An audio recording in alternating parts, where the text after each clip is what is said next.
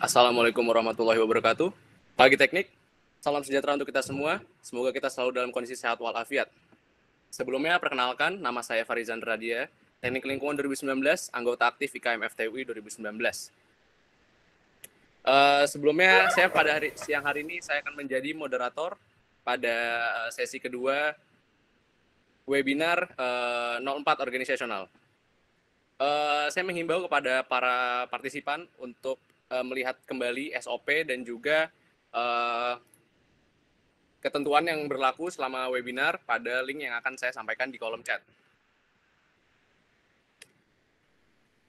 Lalu berikutnya saya akan memberitahu beberapa agenda yang akan kita jalankan bersama pada siang hari ini. Yang pertama akan ada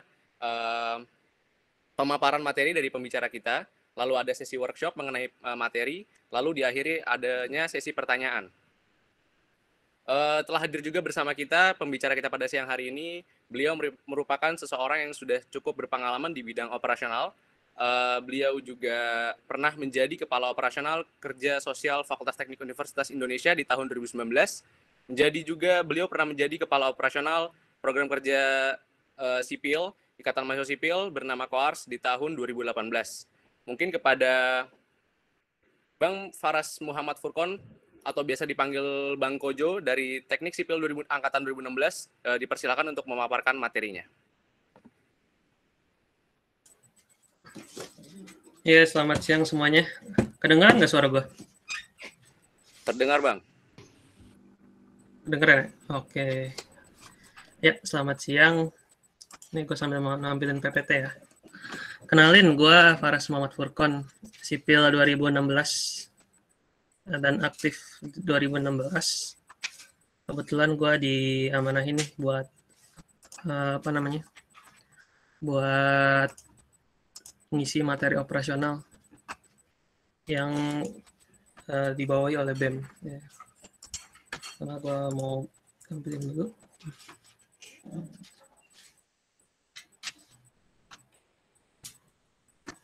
Nah, mana ya berarti?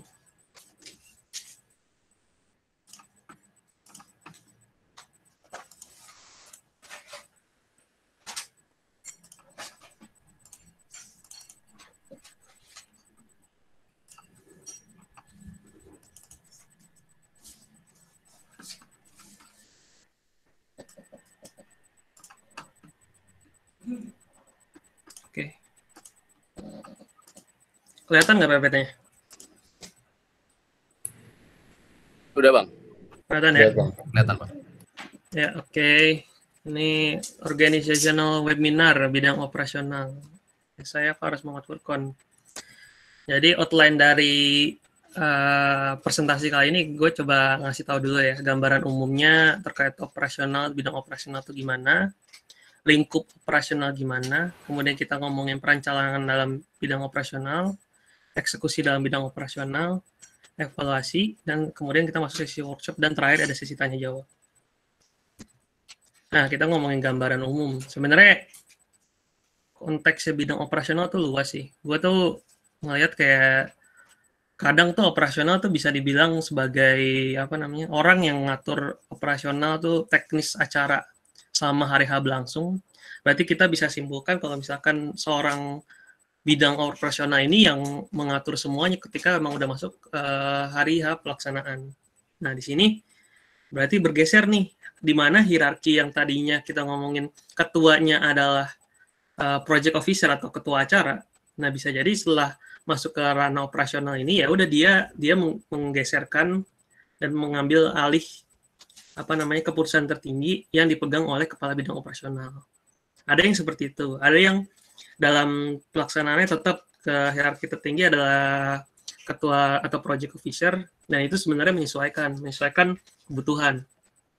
Nah, secara gambaran, ya bidang operasional merupakan bidang yang bertanggung jawab terhadap segala sesuatu yang berkaitan dengan teknis pelaksanaan acara, yang mana lingkup kerjanya ditentukan berdasarkan kebutuhan dari kepanitiaan atau organisasi tersebut. Seperti itu. Terus kita masuk ke ngomongin subbidang operasional. Kalau misalkan suara gua putus-putus atau gimana, kabarin aja ya. Nah, kita masuk subbidang operasional. sebidang operasional sebenarnya banyak. Gue juga nggak membatasi. Gue selama ikut kepanitiaan di teknik maupun di jurusan, gue merasa lingkupnya tuh kerjaannya si bidang operasional tuh bergantung kondisinya. Kita lihat nih, biasanya tuh bidang operasional tuh kayak gini gambarannya. Misalkan terbagi menjadi 4 bagian K3. K3 sendiri kadang dibagi lagi, ada yang medis dan keamanan, ada yang medis aja, atau ada yang keamanan aja. Kemudian ada perlap atau pelengkapan, kemudian konsumsi dan mentor. Nah, kalau misalkan kita ngomongin soal acara pentas seni, mungkin kita justru nggak memasukkan konsumsi atau mentor. Dan terkadang di pentas seni juga masukkan bidang konsumsi juga termasuk. Nah, kenapa? Karena kalau misalkan ngomongin mentor itu adalah bidang yang dibawahi oleh operasional yang biasanya digunakan di acara-acara bakti sosial seperti itu. Karena gue dulu mayoritas kerjaan gue banyak yang ngurusin acara bakti sosial, jadi gue sangat familiar dengan bidang mentor ini. Lain lagi kalau misalkan kalian semua di sini yang pernah ikutin acara SMA bikin pentas seni dan sebagainya, itu mungkin jarang nemuin mentor. Nah, makanya gue bilang di sini tuh fleksibel. Selain yang di 4 ini juga waktu itu ada SDM sumber daya manusia, itu yang ngatur juga kita. Kayak gitu. Tapi ya kebanyakan sih ada 4 bidang seperti ini. Kemudian kita ngomongin perencanaan, job desk dan job list. Jadi ini merupakan materi yang justru gue baru dapat di kampus. Gue selama SMA juga gue merasa kayak selama ngelakuin kepanitiaan atau organisasi sih kayak kok kayak terlihat kurang sistematis gitu. Tapi selama gue di kampus, gue juga ikut Mapala Fakultas FTUI, KAPA, gue jadi ngerasa kayak, oh anjir ini yang gue anggap sebagai sebuah langkah organisasi yang baik gitu. Pertama kita ngomongin job desk. Kadang lo mikir nggak sih kayak job description tuh kayak apa sih anjir, kayak lo tuh ngelihatnya kayak job description tuh kayak oh ya udah itu sebatas job description aja, kayak oh gambaran umum kerjaan gue kayak gimana. Tapi ternyata setelah gue lihat lagi, setelah gue pelajari lagi, emang sebenarnya job description itu justru intinya bukan cuman yang ternyata gambar umum, tapi dia inti yang kita lakuin. Dan itulah penurunan dari job description itu untuk dijadikan kerjaan-kerjaan kita. Namanya gue namakan job list. Kayak gitu. Makanya di sini secara penjelasan merupakan inti dari kegiatan atau pekerjaan yang menggambarkan seluruh kegiatan yang dilakukan oleh suatu jabatan atau struktur tertentu. Dan job list merupakan penurunannya, yang berarti list pekerjaan secara detail yang berasal dari percabangan poin-poin dari job description. Kayak gitu. Mungkin kalian nggak kebayang, tapi belum kebayang sepenuhnya. Tapi gue kasih analogi kayak gini. Ini gue kasih analogi simpel banget. Jadi kayak ada gelas di atas meja. Ini anggap meja yang didudukin gelas sekarang itu meja 1. Kemudian di sini tuh meja 2. Kayak gitu kan. Kadang lu mikir nggak sih kayak dari kerjaan kayak gini aja, lu tuh bisa menghasilkan banyak detail-detail pekerjaan yang harusnya mau lakuin. Dalam artian kayak gini, misalkan kita anggap kayak gini, job description-nya dari seseorang memindahkan gelas dari meja 1 ke meja 2 adalah memindahkan gelas dari meja 1 ke meja 2, kayak gitu. Tapi setelah kita lihat, kita tuh nggak cuma mindahin, kita tuh melakukan hal-hal lain yang emang sebenarnya kita nggak sadar. Pertama kayak gini, kita uraikan job description-nya. Jadi job list. 1, memastikan apakah gelas yang dapat dipegang dan tidak licin. Itu kerjaan pertama kita. Pertama kita pegang, kita angkat sedikit, pas dipegang, oh bisa nih dipegang. Oh nggak rapuh nih. Oh tidak, oh nggak licin nih. Oh nggak merosot nih gelasnya dari tangan kita. Nah itu pekerjaan. Kayak gitu. Yang kedua, mengecek permukaan meja 2 apakah terdapat lubang atau tidak. Kita survei nih meja 2-nya. Pas kita pegang-pegang, kita lihat sebentar, oh nggak ada lubang nih, aman berarti. Itu kerjaan. Ketiga, mengecek permukaan meja 2 apakah meja tersebut rata dan tidak miring. Kemudian udah kita lihat, oh iya nggak ada lubang nih meja 2. Terus kita raba-raba nih meja 2. Oh, iya deh ternyata meja 2 juga rata kondisinya dan nggak miring. Lu ukur-ukur dari ininya horizontalnya, oh dia nggak miring deh. Oh, berarti ya udah pelaksana kerjaan ketiga. Keempat, mencari tahu opsi kecepatan dalam memindahkan gelas. Lu melakukan uji nih, lu melakukan uji di mana kayak lu coba pindahin gelas, lu ambil contoh kayak gelas lain, lu cobain pindahin lebih kecepatan segini gimana ya? Bakal tumpah nggak ya? Kecepatan segini bakal tumpah nggak ya? Kecepatan segitu bakal tumpah nggak ya? Lu bikin tuh opsi-opsi kecepatan dalam lu memindahin gelas. Habis itu lu apain? Lu fiksasiin opsi kecepatan yang lu gunakan. Jadi setelah lu uji menggunakan sampel, lu fixin nih, oh ternyata kecepatan segini lo yang aman buat mindahin gelas. Udah nih, semua nih baru perencanaan. Baru habis itu kita ngomongin melaksanaan pemindahan gelas. Dengan kecepatan tadi kita pilih, dengan survei yang udah kita laluin, akhirnya kita dapat nih, oh ternyata memindahkan gelas ini aman. Kayak gitu. Baru kita ngelakuin pemindahan gelas. Terus terakhir memantau. Ini opsional. Kalau gue tulis aja memantau selama 2 menit setelah gelas dipindahkan akan terjadi perubahan. Maksudnya di sini apa? Ya udah ketika lu pindahin, lu lihat lagi nih, lu cek ulang kondisinya. Oh, setelah 2 menit dipindahin ternyata nggak terjadi apa-apa, berarti aman. Nah, dari kesimpulan itu, kayak gue mikirnya dulu tuh ada yang emang ngasih umpamaan seperti ini, gue mikirnya receh banget, padahal cuma mindahin gelas doang. Tapi setelah lu lihat-lihat, ternyata ada 7 pekerjaan di dalam situ yang harusnya emang lu kerjain biar kerjaan itu berjalan dengan baik. Ini adalah representasi dari gambaran kerjaan kecil yang lu aplikasikan ke kerjaan lu di kepanitiaan dan organisasi. Nah, itu yang dari dulu gue terapin selama gue ngejabat di bidang operasional, kayak gitu. Habis itu kita udah ngomongin job desk dan penurunannya itu job list. Sekarang kita masuk ke job Gantt chart. Gantt chart, bar chart atau semacamnya. Gantt chart tuh kayak apa namanya? Sebuah job list yang lu tambahkan timeline. Kurang lebih kayak gitu. Nah, secara definisi ya merupakan job list yang diberikan tenggat waktu dan dibentuk dalam bentuk Gantt chart. Gantt chart sendiri terbagi menjadi 2, yaitu Gantt chart global dan Gantt chart bidang. Kita lihat kasih contohnya dulu. Ini Gantt chart.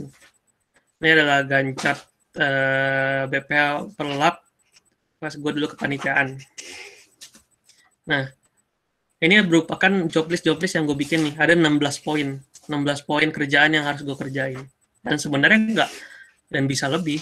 Itu tergantung lu gimana mendetailkan sebuah job description lu. Gimana lu ngebayangin kayak, oh habis ini gue ngapain ya, oh habis itu gue ngapain ya. Itu ntar jadi tuh job list ya dari kerjaan-kerjaan itu. Nah, misalkan menghadiri rapat BPH dan rapat pleno. Itu hal yang pertama gue bayangkan sebagai BPH per lab. Habis itu membuat Gantt chart, ini yang gue buat. Ini masukin pekerjaan gue. Mencari opsi sumber daya manusia buat dijadikan penanggung jawab. Itu gue cari nih opsinya, terus gue kasih tenggat waktu. Gue kapan yang nyari opsi ya? Oh, tanggal minggu pertama Maret. Habis itu kita fiksasiin. Oh, minggu kedua udah ada nih penanggung jawab gue. Dan biarin penanggung jawab gue yang ngurus staffnya. Dan penanggung jawab gue pun punya Gantt chart-nya dia masing-masing. Kayak gitu. Kemudian gue ngadain rapat bidang nih, rapat bidang perlengkapan. Habis itu follow up PJ, penanggung jawab terkait tugas-tugas mereka. Ini lupa gue tambahin, sorry. Kemudian mengumpulkan RHB keseluruhan, kayak gitu. Nah, setelah ini ada nih poin-poin yang biasanya kayak kadang kita missing kalau misalkan kita ngalamin suatu kepanitiaan. Misalkan kayak gini, kita ngomongnya berkoordinasi ya kerjaan, berkoordinasi tapi nggak pernah kita sentuh. Dalam artian kita nggak pernah menulis itu, sehingga kadang kita lupa kalau misalnya kita tuh perlu berkoordinasi. Makanya muncullah miskom antar bidang tuh karena kayak gitu. Nah, makanya di sini kita tulis semuanya, dan mayoritas bidang tuh sinergis, bidang tuh berkoordinasi antar bidang lainnya, kayak gitu. Kecuali kalau misalkan lu seorang BPH per lab dan dibawahi oleh bidang operasional, jadi habis bidang operasional baru ada turunannya BPH per lab dan sebagainya. Nah, itu ya dia satu jalur, dia ngomongnya ke BPH operasional.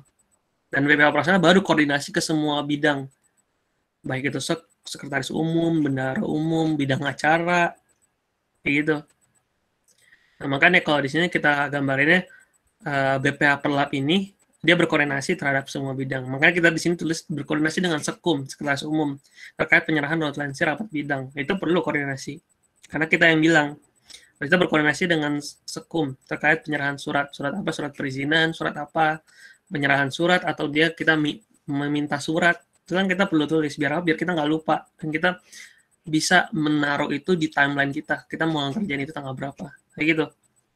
Kemudian berkoordinasi dengan bidang acara terkait kebutuhan perlengkapan, berkoordinasi dengan Bendum terkait penyerahan RAB bidang, kemudian melihat list kebutuhan perlengkapan. Ini semua merupakan pekerjaan kalian dalam suatu kepanitiaan. Bisa lebih, bisa kurang. Tapi harusnya makin detail, makin bagus. Makin banyak pekerjaannya, makin bagus. Makin detail, makin hal-hal yang kecil tuh nggak mudah lu lupain. Nah, setelah lihat ini, kita lihat tanggalnya. Tanggal tuh kita nggak cuma nulisnya per minggu doang, ini sebuah opsional. Jadi kalau kita pengen nulisnya per hari juga bisa. Maret tanggal 17 kita tulis aja di situ, labelnya per tanggal. Dan itu dibuat sesuai kebutuhan. Dimana kalau misalkan pembuatan kayak gini biasanya dibuat di Gantt chart global. Dan pembuatan kayak gini Gantt chart global buat melihat nih, ternyata gambaran besarnya kayak gini. Oh ya, sebelumnya gue jelasin dulu Gantt chart global sama Gantt chart bidang. Kan tadi gue bilang bidang tuh dia megang Gantt chart juga. Nah, bidang yang megang Gantt chart ini kemudian dia melaporkan nih ke siapa, kita misalkan sekretaris. Ini loh timeline gue buat bidang gue selama kepanitiaan ini atau organisasi ini. Setelah kita buat seperti ini, dan bidang-bidang lainnya juga buat dong otomatis. Kita buat. Nah, tugas si sekretaris ini menggabungkan semua itu dan menjadi Gantt chart global. Jadi kelihatan, oh ternyata di Gantt chart global ini ada nih tugas-tugas yang bersinggungan harinya dan ternyata kita nggak bisa barengan. Nah, itu kita yang sesuaikan. Gitu. Kemudian, kalau misalnya kita ngomong Gantt chart bidang, baru kita detailkan menjadi tanggalnya 3 bulan, kita tulis jadi berarti tiap segmen bulannya kita tulis per 30, 30. Lalu kita tandain tuh, kapan kita rapat rapatnya tanggal 16, kita tandain, 16 Maret, terus kita 16 April sama 16 Mei kita tandain semua, kita merahin, baru ntar, setelah hari H rapat itu, kita lihat tanggalnya, oh ya benar, terus pasti semua orang juga pada menyediakan waktu, karena semua orang juga udah lihat ini Gantt chart itu dibuatnya bareng-bareng, kayak gitu. Terus kita masuk ke standar operasional prosedur. Ini yang maksud perencanaan juga. Jadi, standar operasional prosedur itu aturan-aturan yang dibuat berdasarkan suatu lingkup pekerjaan yang dibuat dalam bentuk prosedur. Jadi, selain job description dan job list lu juga punya SOP. SOP itu dia mengatur bidang lu, baik itu antar bidang maupun di dalam bidang lu sendiri, kayak gitu. Jadi aturan-aturan yang dibuat dalam berbentuk prosedur. Kalau kita kasih lihat contoh kayak gini. Ini standar operasional gua dulu waktu zaman gua arung jeram di Kapa FTUI. Nah, kita lihat nih. Ini ada bentuk standar operasional prosedur. Kita lihat tahapan-tahapannya. Sebelum pengarungan, peserta wajib memberitahu kondisi fisik peserta atau menjawab pertanyaan PJK 3 seputar kesehatan peserta. Nah, ini satu nih. Berarti kita lihat alur gambaran kegiatannya. Oh, berarti ini belum pengarungan kan. Habis itu peserta yang sedang sakit. Karena sebelum pengarungan peserta lapor nih. Nah, peserta yang lapor langsung, makanya dibuat peraturan, diharapkan kalau yang sakit langsung melaporkan. Kayak gitu. Biar sebelum pengarungan tuh kita tahu semua orang yang sakit tuh kayak gimana. Terus habis itu bagi peserta yang ingin menggunakan udah tahu nih lapor dan udah pengen gunain obat. Ini ada aturannya juga, menggunakan obat wajib dilaporkan kepada PJK 3. Biar apa? Biar PJK 3-nya ngedata. Oh, ternyata obat yang kepake di sini. Drug flow namanya. Kayak gitu. Ada cash flow, ada drug flow, kayak gitu.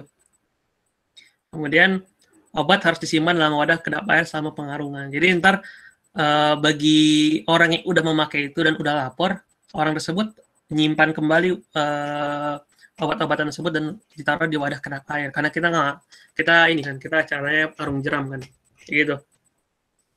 Kemudian, sebelum melakukan pengarungan, diharapkan setiap peserta untuk mengecek kondisi pelampung dan helm apakah sudah terpasang dengan baik atau belum. Jadi udah nih, semua kita ngomongin kondisi kesehatan udah kelar, sekarang kita ngomongin kesehatan peralatan. Dimana kita harus ngecek nih, dari kondisi helm dan pelampung itu ada yang rusak atau enggak, strapnya rusak atau enggak, kayak gitu. Karena udah kita lihat, cekin, kita lihat dia kenceng enggak dipakainya di peserta. Nah, jika belum kencang, diharapkan minta bantuan rekan Anda. Karena di sini, kenapa gue tulis kayak gini, karena rekan kalian tuh yang bisa bantuin kalian adalah ngencengin. Soalnya strap-strapnya tuh ada di samping. Dan susah digapainya, kayak gitu. Habis itu, sebelum pengarungan, diharapkan setiap peserta mengecek kondisi perahu dan dayung. Ini mengecek kesehatan peralatan. Gimana kita cek nih, kondisi perahu kita gimana nih? Kan perahunya perahu karet. Ada lubang nggak, bocor nggak? Kayak itu kita cek. Dayung juga, bengkok nggak, patah nggak? Itu semua kita cek. Nah, kalau ada, kita suruh lapor. Ntar ada instruksi selanjutnya. Habis itu, setelah pengarungan, peserta wajib memberitahu kondisi fisik peserta sama seperti poin 1, 2, dan 3. Kayak gitu. Nah, ini adalah bentuk standar operasional prosedur. Nah, ini yang dilakukan SOP terhadap pesertanya yang selama melakukan pengarungan. Tapi ada juga SOP yang digunakan di bidang K3 sendiri atau di bagian medis sendiri. Jadi kayak SOP itu dibuat sesuai kebutuhan dan di mana itu kan aturan-aturan kayak aturan-aturan yang berlaku lah. Nah, itu kita menyesuaikan dengan porsi SDM yang ada di bidang itu, kita perlu nggak bikin SOP. Kalau emang SDM-nya banyak dan perlu pengaturan lebih, kita bikin SOP. Jadi tahu orang-orang yang melanggar aturan ini dan dia dapat konsekuensinya apa. Kayak gitu. Lanjut. Briefing operasional. Jadi, ini yang gue selama jadi bidang operasional, gue merasa ini penting banget sih. Karena briefing operasional, oh ya gue jelasin dulu. Ya udah, briefing operasional itu rapat yang dipimpin oleh bidang operasional yang dihadiri oleh seluruh komponen panitia guna menjelaskan teknis yang berlangsung pada saat acara berlangsung. Kayak gini. Kayak gitu. Jadi kayak briefing H-1 kegiatan aja. Itu merupakan hal penting. Karena apa? Karena kadang tuh bidang operasional banyak perubahannya. Kita mengikuti kondisi hari acara kan. Kadang ada kejadian ini dan kita harus ganti plan kita jadi pakai plan ini. Dan semua itu kita bicarakan sebaiknya sedekat hari H acara kayak gitu. Kenapa? Karena bisa dibilang pas sedekat-dekat hari H acara, misalkan kita ngomong acaranya pagi, kita briefing malam jam 2. Karena kita anggap semua teknis, semua perlengkapan, semua masalah udah kelar. Kita baru nih sarana informasi ya kita lakuin, kita informasi nih, ini teknis acaranya selama acara berlangsung. Dari jam 6 jam segini kita kayak gini. Terus habis itu PIC-nya person in charge seperti siapa aja kayak gitu. Dan disinilah kita nunjuk SDM yang bisa kita gunain sebagai person in charge. Jadi kayak kalau misalkan kita tunjuk itu di hari H-3, H-4, kadang SDM nggak selalu bisa. Kadang ada aja hal-hal yang perlu dikerjakan lebih, perlu yang prioritaskan. Jadi kita menunjuknya itu di H-1. Kenapa? Karena emang bisa dipastikan orang-orang yang hadir dalam briefing operasional itu, ya emang dia bisa menyempatkan hadir di hari H acaranya. Gitu. Kemudian ada sarana evaluasi teknis pracara di mana nanti kita gabungkan nih teknis-teknis dari semua bidang operasional. Misalkan ada konsumsi, ada medis, ada keamanan. Kita ngomongin, oh gue jaga jam segini, tapi kok konsumsi baru munculnya jam segini. Ya itu kita diskusikan, oh ternyata ada missingnya nih. Daripada kita gagal di hari H pelaksanaan, mending kita gagal di perencanaan, mending kita ribet-ribet, kita sulit-sulitan, kita marah-marah, kita saling mengumpat staff kita selama itu tuh masih di lingkup perencanaan. Daripada pas hari H pelaksanaan kita malah marah-marah ke staff kita marah-marah ke BPH lain. Padahal harusnya kita bisa meminimalisir itu, kayak gitu. Kemudian ada sarana pemilihan dan penggantian PIC tadi yang gue bilang. Jadi briefing operasional dibuat ketika lu mau memilih nih, misalkan kayak si A, lu bisa nggak jadi SDM sumber daya keamanan, karena SDM keamanannya lagi butuh orang di jam segini di hari ini kayak gitu. Terus dia bilang, oh ya bisa, ya udah. So, ada juga yang mengganti, ada yang udah ditunjuk dan dia bilang nggak bisa. Nah itu juga kita pertimbangkan biar semua acaranya jelas kayak gitu. Eksekusi, hierarki dalam pengambilan keputusan. Ini yang kadang apa namanya, kadang menjadi permasalahan juga. Jadi kayak kadang tuh kalau kita tuh kadang lupa ngebedain kalau misalkan permasalahan itu tuh juga ada tingkatannya. Permasalahan tuh ada yang permasalahan bidang, ada yang permasalahan antara BPH, Badan Pengurus, dan ada yang permasalahan organisasinya secara umum. Misalkan permasalahan finansial, itu kan berarti mencakup organisasi, permasalahan organisasi secara umum, atau permasalahan kepanitiaan secara umum. Dan kita harus nentuin siapa pengambil keputusan yang paling tepat untuk menghadapi permasalahan ini. Nah, itu berdasarkan hierarkinya. Kalau misalkan kita ngomongin permasalahan finansial dalam suatu kepanitiaan atau organisasi, ya keputusan tertinggi ada di ketua. Nah, itu berdasarkan pertimbangan bendahara, operasional, pertimbangan pihak acara, kayak gitu. Dan kalau misalkan kita ngomongin permasalahannya di bidang keamanan misalkan sumber daya manusianya kurang. Nah, itu ya keputusan yang diambil oleh kepalanya, kepala bidang operasional atau PJ keamanan itu sendiri. Kayak gitu. Karena apa namanya? Kita bisa lihat kenapa juga ngapain juga seorang ketua acara dia sampai ngambil keputusan untuk permasalahan keamanan. Yang ada dia yang sebenarnya nggak tahu kondisi lapangan kayak gimana. Mending kita kasih ke orang yang emang ahlinya di lapangan tersebut kayak gitu. Dan nanti yang penting adalah pelaporan. Segala keputusan yang udah diambil kita laporkan buat sebagai bukti kalau misalnya si ketua pun tahu kalau misalkan ada perubahan-perubahan seperti ini kayak gitu. Oke, ini ada inilah apa namanya, diagram dari Donnelly tahun 1995 mengenai tahapan pengambilan keputusan. Identify and define the problem. Ya udah, kita mengidentifikasi nih permasalahannya apa dan apa namanya, dan kita lihat dulu nih. Jadi dari permasalahan satu kita identifikasi, oh ini permasalahannya A, dan dia muncul nggak sih akar-akar cabang-cabang permasalahannya. Oh ternyata dari permasalahan A muncul permasalahan A1, A2, A3. Nah itu kita harus diidentifikasi dan define the problemnya. Kemudian dari ketika kita sudah settle dalam merencanakan permasalahan ini, kemudian kita develop alternative solution. Dimana kita kayak dari cabang A1, A2, A3 yang menjadi sebuah masalah terhadap A yang besar, kita lihat nih alternatif dari untuk menyelesaikan itu. Kadang permasalahan A1 aja bisa ada alternatif 2 atau 3 alternatif. Nah, itu tergantung. Habis itu ketika kita develop alternatif apa aja, ternyata dari 3 cabang permasalahan itu keluarlah 8 alternatif. Kemudian kita mengevaluate nih alternative solution. Berdasarkan apa? Certainly condition, risk, and uncertainty condition. Ini maksudnya apa? Jadi certainly condition tuh di mana lu melihat alternatif ini dan tahu sebenarnya kalau misalkan alternatif ini kalau diterapin bakal gimana. Jadi lu sudah melakukan riset terlebih dahulu mengenai alternatif ini kondisinya dia bakal ngakibatin B dan ini udah ditangani oleh alternatif lain, akhirnya bisa kayak gitu. Jadi kita udah melakukan riset yang mendalam terkait itu dan akhirnya itu merupakan pilihan yang lebih baik dibandingkan kita menggunakan dua pilihan yang lainnya kayak gitu, risk dan uncertainty kayak gitu.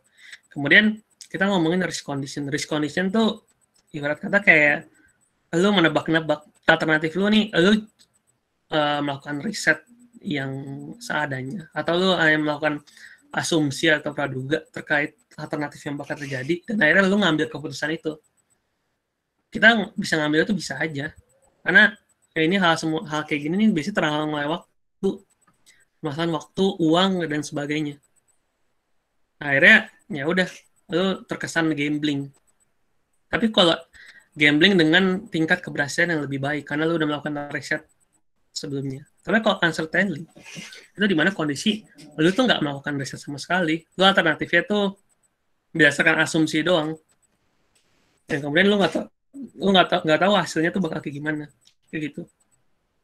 Yang biasanya digunakan di kepanitiaan dan organisasi mungkin kebanyakan risk condition uncertainly. Tapi nggak menutup kemungkinan juga kita ngebahas uncertainly juga. Certainly condition juga kayak gitu. Misalnya certainly condition biasanya dipakai buat perusahaan-perusahaan bisnis atau semacamnya kayak gitu. Kemudian udah keluar nih alternatif, udah kita timbang-timbang alternatif yang ada, apakah mereka termasuk ke dalam sub bagian ini. Setelah itu kita pilih alternatifnya yang bakal kita gunakan apa. Kayak gitu. Dan kita implementasikan pilihan kita, dan kita melakukan evaluasi dan kontrol dari alternatif yang udah kita buat. Kayak gitu. Nah, di sini, di setiap permasalahan ini ada revise. Itu merupakan revisi. Lo bisa melakukan revisi terhadap hal-hal yang emang menurut lo kayak, ini kurang nih. Ini belum sepenuhnya. Misalkan identify and define the problem. Lo melihat nyata, ada percabangannya nih cuma tiga cabang masalah. Terus lu revisi lagi dan lihat, ternyata ada 5 karena kita lupa kalau misalkan ada hal yang kita perhitungkan kayak gitu. Semua ini melakukan tahap revisi. Biar apa? Biar semua permasalahan itu bisa dikelarkan secara tepat guna kayak gitu. Kemudian kita ngomongin eksekusi atau follow up. Tadi kan kita sudah ngomongin job description sama job list, di mana kita tahu nih job description kita apa, kerjaan detail kita apa, kemudian kita melakukan follow up. Follow up tuh nggak cuman kita ngomongin kita ketua nge-follow up BPH, kemudian terhadap job list mereka, kemudian ketua BPH memfollow up PJ-nya terhadap job list mereka, dan PJ memfollow up staff-nya terhadap job list mereka. Staff juga bisa memfollow up siapa? Memfollow up peserta. Yang memfollow up peserta karena tanggung jawab peserta tuh ada di job list dia, gitu. Dan follow up ini penting karena kadang walaupun kita udah megang job list, kita udah jelas nih kerjaan kita ada 10 biji, ya namanya juga manusia kan. Kalau dari kesalahan ya udah, ntar kita mungkin ada aja hal-hal yang kita lewatin, itu yang perlu di follow up, dan itu fungsinya melakukan saling follow up kayak gitu. Tadi kita udah bahas perencanaan, ada eksekusi, sekarang kita bahas evaluasi. Nah, evaluasi sendiri menurut gue proses identifikasi untuk mengukur atau menilai apakah suatu kegiatan atau program yang dilaksanakan sesuai dengan perencanaan atau tujuan yang ingin kita dicapai. Nah, kita udah lihat nih subbab perencanaan kita. Kita lihat tadi ada job desk, ada job list, ada Gantt chart, ada SOP. Itu semua hal-hal yang perlu kita evaluasi. Nah, dari sini ya kita membaginya dua, ada evaluasi job list atau Gantt chart atau SOP, bahkan kita perlu evaluasi yang udah kita kerjakan di perencanaan sebelumnya, dan ada evaluasi hal-hal yang nggak kita duga dan hal tersebut kejadian gitu. Nah, inilah yang membuat sebuah rapat evaluasi itu terstruktur. Jadi ketika kita bilang kita bahas evaluasi job list, kita bilang kayak kita udah kelar acara, udah kelar semua, udah sweeping acara, udah kelar semua, dan akhirnya kita ngelakuin rapat evaluasi. Di rapat evaluasi kita bisa lihat nih, kita tunjuk si A, lu ngerjain berapa kerjaan tadi? Kerjaan gue ada 10, tapi gue kerjain ada 9. Kenapa lu bisa kerjain 9 doang? Ya karena gue ada ini. Kenapa lu bisa, kenapa ada hal lain yang perlu lu kerjakan? Karena dia bilang karena gue lupa segalanya. Nah, itu yang kita bisa minta pertanggungjawabannya. Dibandingkan kita cuma lempar-lemparan terhadap evaluasi yang ada, kayak ini siapa kerjaannya? Ini siapa kerjaan ini? Ini yang megang kerjaan ini siapa? Daripada kita cuma lempar-lempar gitu, mending kita lihat berdasarkan job list-nya. Dan ketika kita masuk evaluasi hal terduga, baru gini jadikan evaluasi yang nggak diulang oleh tahun-tahun ke depannya. Gitu. Jadi kita lihat ternyata, kerjaan ini emang nggak ada yang megang. Setelah dilihat dan didetailkan, emang nggak ada yang megang kerjaan ini. Nah, ini masuk jadi evaluasi hal terduga. Dan setelah itu baru kita mencatat situ, melakukan notulensi terhadap evaluasi itu, biar apa? Biar tahun depan ketika ngelaksanain organisasi ini, dia tinggal lihat evaluasinya, ternyata permasalahannya di sini, dan dia tinggal ngebenerin di hal-hal tersebut untuk memperminim evaluasi yang ada, kayak gitu. Nah, kita masuk ke workshop nih. Tadi kan gue udah ngasih apa namanya, ngasih contoh lah, ibarat kata gelas gitu kan. Sekarang gue coba kasih contoh kasus yang lebih relevan dalam bidang operasional. Misalkan kayak gini, keamanan acara pertandingan basket gitu. Kadang kan kayak basket atau futsal atau bola. Kadang kan kita kalau misalkan acara kayak gitu kayak butuh aja keamanan karena kita nggak tahu yang bakal rusuh siapa, yang bakal kita memperminim apa namanya resiko terjadinya kerusuhan aja. Dan kita adain bidang keamanan acara pertandingan basket. Nah dia punya job description kayak gini: memastikan keamanan peserta, penonton, serta wasit selama pertandingan berlangsung. Kayak gitu. Nah, setelah kita lihat job description-nya ini, kita lihat kita list kerjaan kita apa aja. Pertama, berkoordinasi dengan perlengkapan terkait perlengkapan kebutuhan keamanan. Kita koordinasi dulu nih. Kita ditunjuk sebagai kepala bidang atau penanggung jawab keamanan. Kita koordinasi dulu nih kebutuhan keamanan. Gue butuh HT misalkan 5 biji, sama butuh apa namanya, kita anggap kayak butuh polis line buat ngebatasin peserta, atau butuh tali rapi buat ngebatasin peserta. Itu kita data semua. Kemudian kita koordinasi dengan bandara terkait pembuatan RAB. Dari situ kita lihat juga nih hal-hal apa aja yang emang bisa dipinjam dan hal-hal apa aja yang emang perlu kita beli kayak gitu. Nah ini ntar kita koordinasi ke bandara terkait pembuatan RAB kayak gitu. Kemudian kita ngomongin koordinasi dengan sekretaris terkait kebutuhan surat keamanan PLK. PLK itu kayak polisi lingkungan kampus.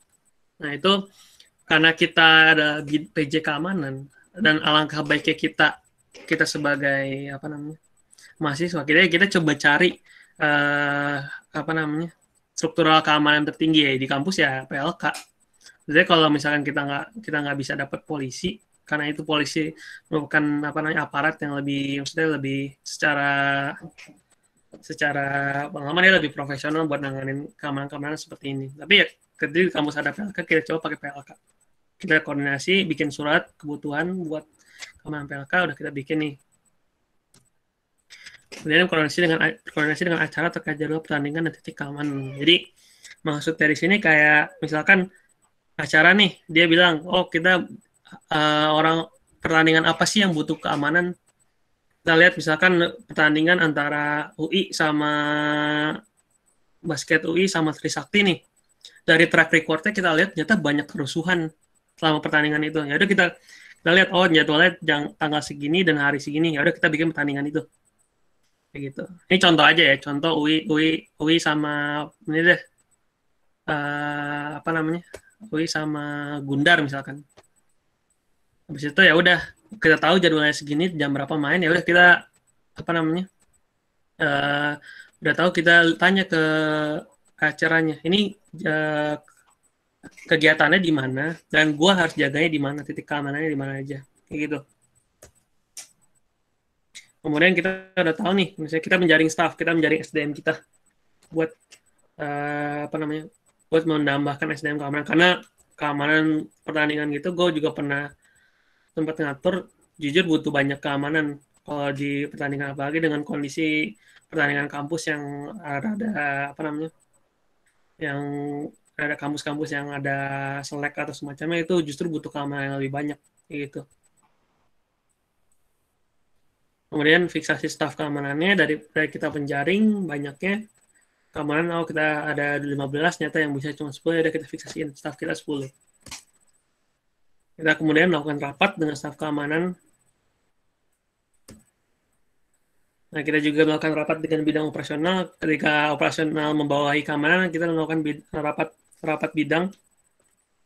Isinya ada operasional, ada keamanan, ada medis, ada konsumsi misalkan. Nah, itu semua antar rapatnya dikepalai oleh kepala bidang operasional. Kemudian mendata peralatan keamanan. Jadi setelah kita berkoordinasi dengan perlengkapan, perlap, kita data nih peralatan yang udah kita dapat, kita juga udah beli sesuai kebutuhan karena kita udah koordinasi dengan bendahara, kita data nih semuanya. Kita bahkan mungkin kita labelin misalkan HT ya, semua barang yang kita dapat selama kepanitan itu kita labelin aja. HT keamanan misalkan, polis line keamanan, tali rapia keamanan.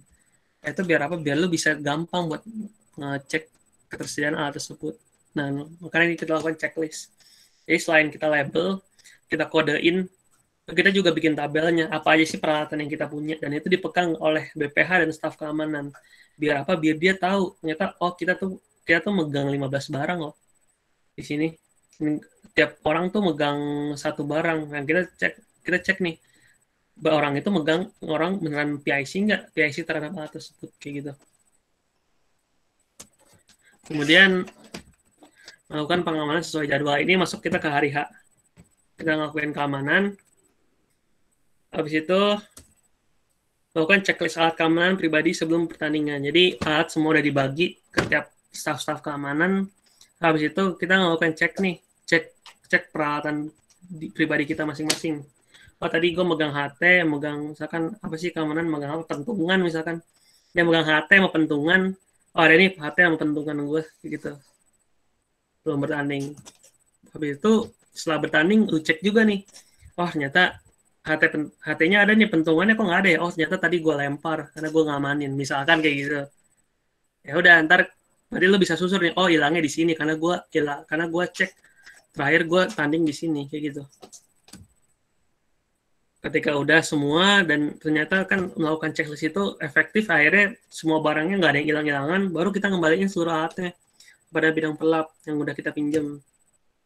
Kemudian ketika udah, baru kita membuat LPJ keamanan kayak gitu. Nah, kurang lebih kayak gini sih. Dan tadi yang udah gue bilang seperti yang udah gue bilang sebelumnya, jadi job list tuh nggak mungkin bisa jadi ya 15 kerjaan ini atau mungkin lebih. Nah, makin banyak makin bagus kalau lo ke datanya kayak gitu. Nah, dari ini kan contoh kasus saja. Nanti kalian nih yang udah ikut webinar ini, nanti kalian disuruh ngerjain tugas nih dari contoh kasus yang berbeda dan membuat hal yang sama seperti ini. Nah, kalian buat hal seperti ini, dan mungkin ntar ada link pengumpulannya, ntar kalian kumpulin kayak gitu. Udah, terima kasih. Baik, terima kasih Bang Faras atas pemaparan materinya. Banyak banget yang bisa kita ambil ya dari materi-materi tadi yang udah dijelasin sama Bang Faras mengenai operasional, dari bagaimana cara workflow dari bidang operasional itu sendiri, namun juga tetap harus memperhatikan apa saja job list yang harus kemungkinan job list yang bisa dilakukan oleh bidang-bidang operasional, juga mengurusi mengenai K3 sebuah acara, K3 sebuah kegiatan. Nah, mungkin di sini sekarang bila ada yang ingin mengajukan pertanyaan mengenai workshopnya atau mengenai materi yang udah disampaikan oleh Bang Faras, boleh bertanya. Untuk ketentuannya harus menyalakan kamera dan juga menonaktifkan mikrofonnya. Yang ingin bertanya saya persilahkan untuk mengetik kata tanya.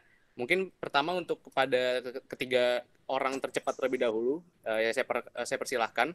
Lalu jangan lupa untuk mengenalkan diri, departemen, dan juga mungkin status IKM-nya. Saya persilahkan pada hitungan 3, 2, 1.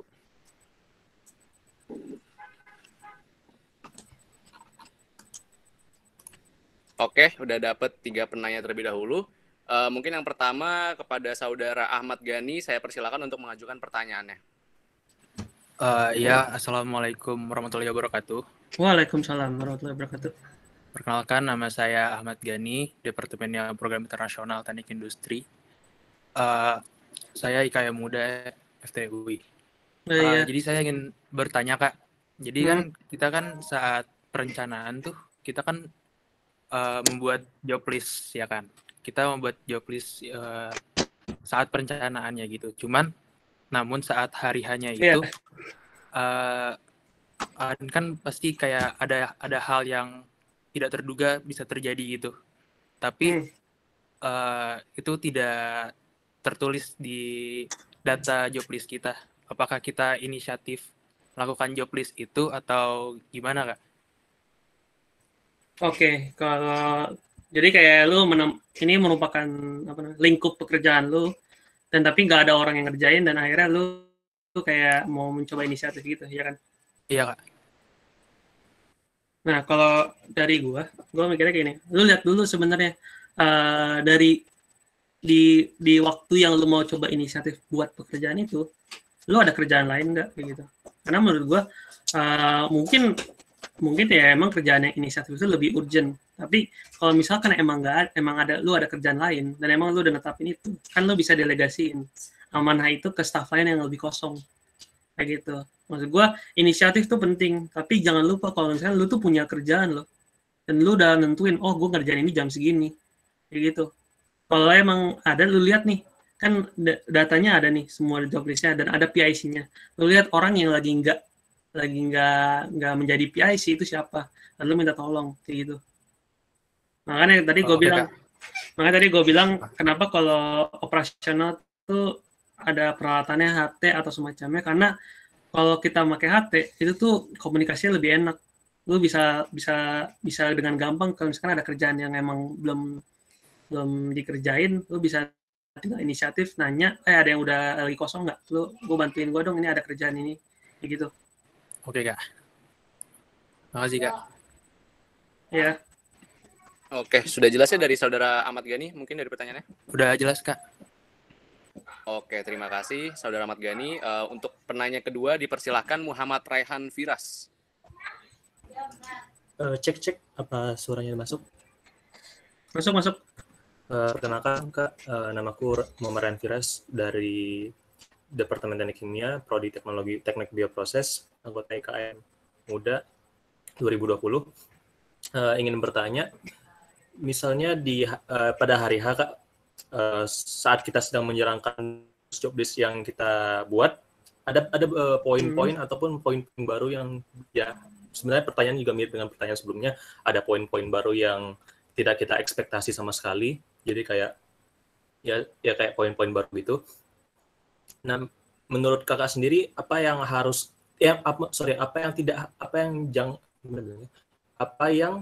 harus hal-hal apa yang tidak boleh kita lakukan saat mendapatkan situasi yang baru seperti ini? Terima kasih. Intinya pasti kalau operasional jangan panik. Lu kan punya tadi kan ada tuh, kan ketika lu lihat ternyata poin-poinnya, ternyata job list gue ada nih yang nggak masuk dan akhirnya lu kayak, oh gue harus nambahin nih, ini kerjaan gue kayak gitu. Kan tadi ada tuh pengambilan keputusan, diagram pengambilan keputusan, dan itu tuh termasuk masalah karena lu tidak memasukkan poin yang harusnya lu kerjakan, tapi akhirnya lu mau coba masukin di dengan waktu yang mepet, yaitu masalah dan lu harus identifikasi itu. Ini alternatif gue apa?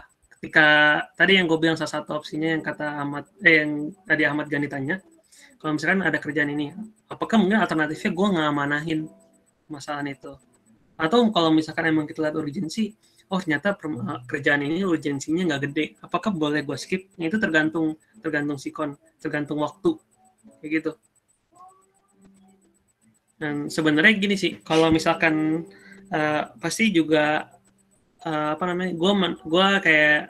gue juga dulu pas masih tahun pertama kuliah, gue juga nggak terbiasa dengan kondisi gue menurunkan job description, gue jadiin job list.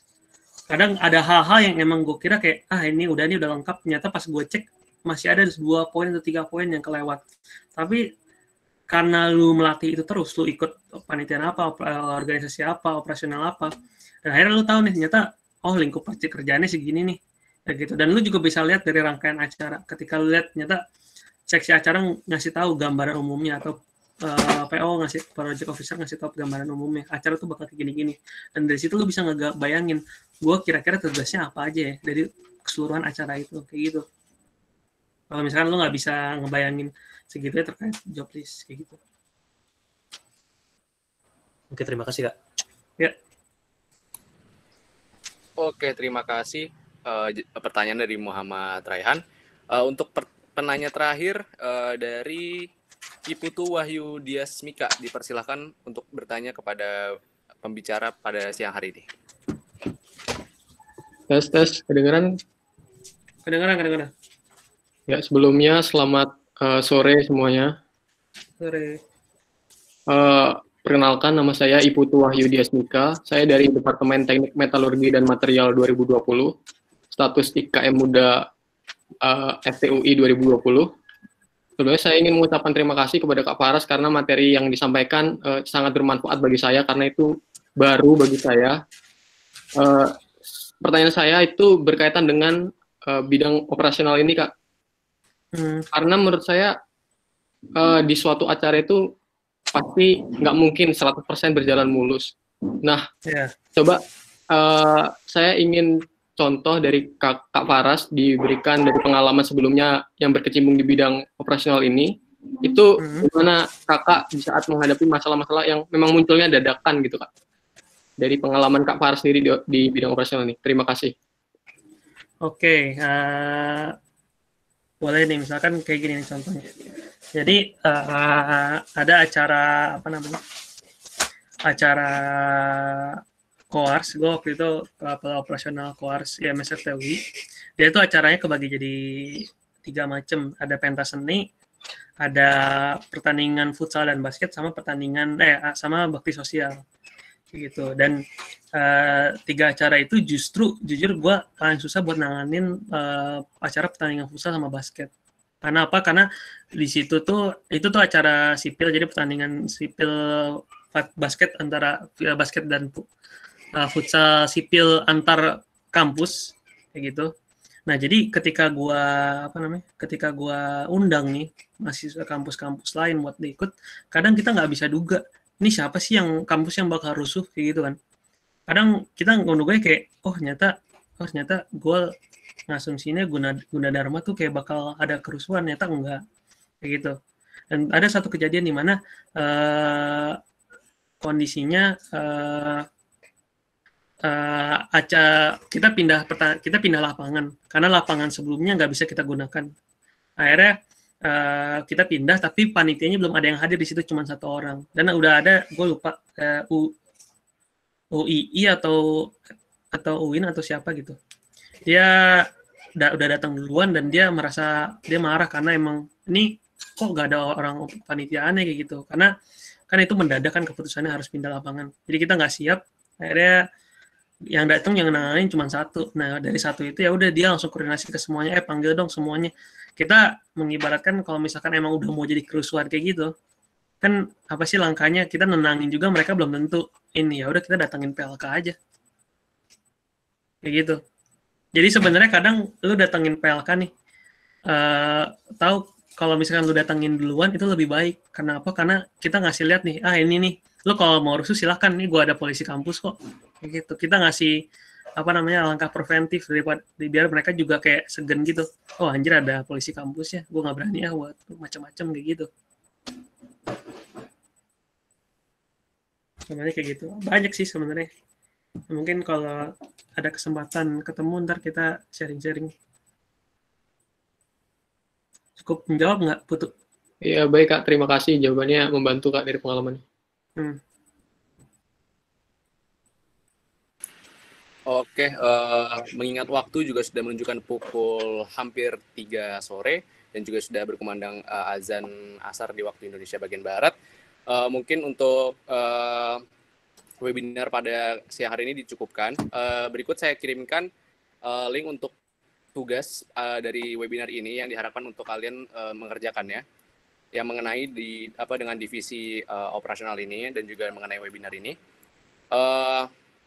Mungkin saya ingin mengucapkan terima kasih kepada pembicara kita, Bang Faras, sudah mau meluangkan waktunya untuk menjadi pembicara, dan kepada teman-teman partisipan yang sudah juga mau memperhatikan materi-materi yang telah dibawakan pada webinar dari tadi siang. Semoga bermanfaat bagi kita semua. Ditunggu ke depannya kontribusi-kontribusi kalian, baik di departemen maupun juga di tingkat teknik.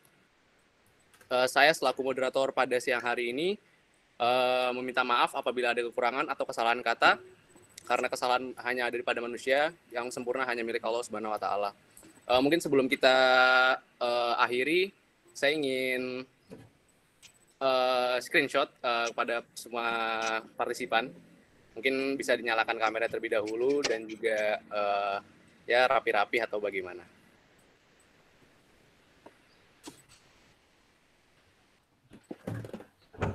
Sebentar ya.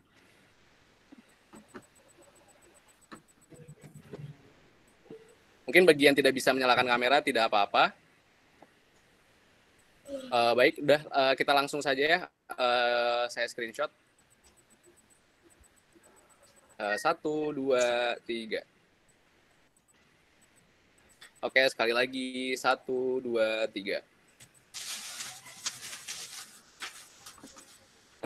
Oke, terima kasih kepada seluruh partisipan 04 Organizational Webinar. Jangan lupa dikerjakan tugas dari webinar ini, sudah saya kirimkan linknya.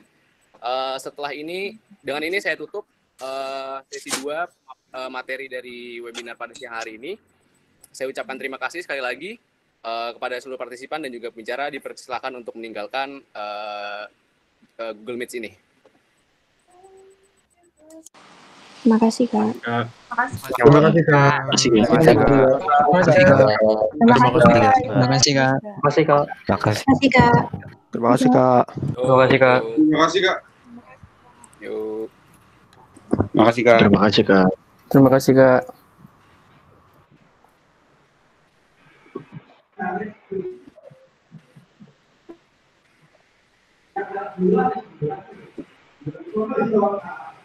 Ya.